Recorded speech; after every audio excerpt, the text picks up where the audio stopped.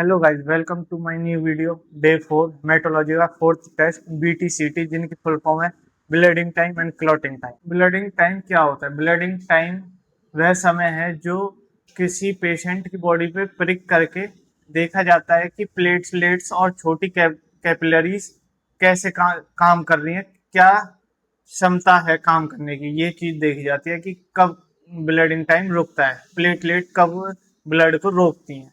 Bleeding time test क्यों किया जाता है, बीटी क्यों किया जाता है?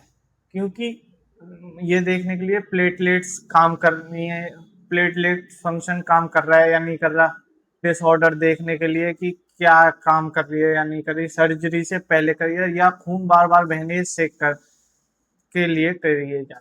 बीटी बढ़ने के कारण प्लेटलेट डिसऑर्डर होना, प्लेटलेट फंक्शन काम नहीं करना और ड्रग्स लेना, विटामिन सी कम होने की वजह से हो सकती है।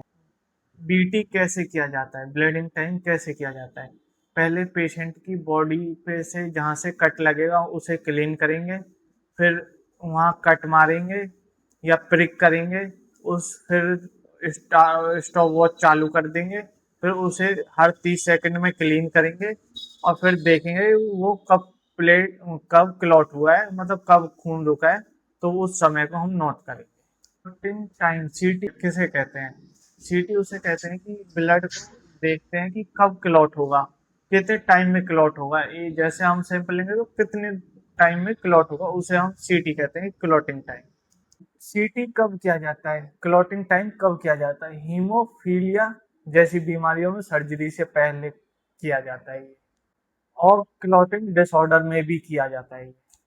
क्लॉटिंग टाइम बढ़ने के कारण, क्लॉटिंग टाइम कब बढ़ता है? क्लॉटिंग टाइम या तो विटामिन के की कमी से बढ़ेगा, या डीआईसी से बढ़ेगा, या लीवर की डिसीज से बढ़ेगा, इन तीनों से, या हीमोफीलिया से बढ़ेगा।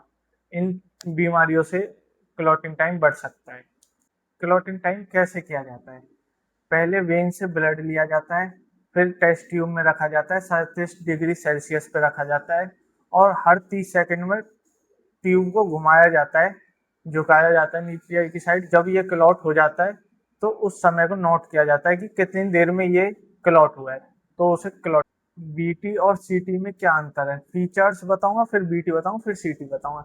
जैसे कि क्या जांचता है, तो बीटी जांचता है प्लेटलेट्स का कि कब ये ब्लड को रोकेगी, और सीटी जांचता है कि क्लॉटिंग कब हुआ है।